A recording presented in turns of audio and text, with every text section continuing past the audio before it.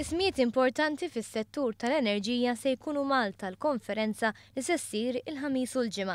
Fl-10 u 11 ta' Lulju, Malta ser tospita konferenza dwar l-enerġija li ser tindirizza ir-rwol tas-sigurtà tal-provvista tal-gass fid-dawl tal-iżviluppi fil-qasam tal-gass fir-reġjun tal-Mediterran. Il-konferenza għandha lan li tressaq lejn xulxin dawk li jfasslu l-politika tal-pajjiżi Ewropej u lil partijiet interessati sabiex jippjanaw it-triq il-qudiem fil-qasam tal-enerġija.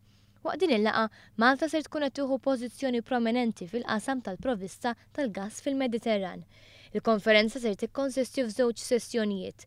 Bl-ewwel waħda tkun laqa mal-entitajiet prinċipali fil-qasam tal-gass fil-Mediterran u rappreżentanti tal-gvernijiet tal-Unjoni Ewropea. Hawnhekk ir-rappreżentanti tal-gvernijiet se jkollhom l-opportunità li jiddiskutu u jaqsmu l-idejat tagħhom ma' rappreżentanti ta' kumpaniji li se jkunu qed jattendu għal din il-konferenza fosthom Shell u Chevron.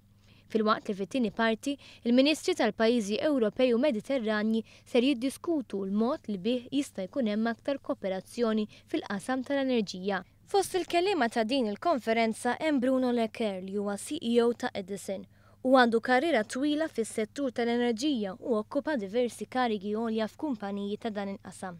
Michael Stoppard li huwa speċjalist fl-industrija internazzjonali tal-gass u direttur maniġerjali ta' Global Gas.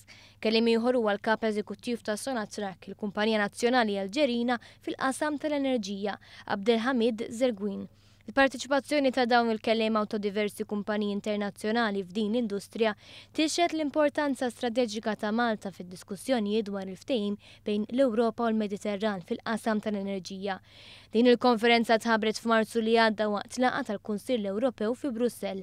F'din il-konferenza se ssir ukoll laqgħa bejn rappreżentanti ta' diversi gvernijiet li se jkunu qed jattendu għal din il-konferenza. Laqgħa li se tkun immexxija mill-Ministru Malti tal-Enerġija Konrad Mizzi flimkien mal-Viċi President tal-Kummissjoni Ewropea.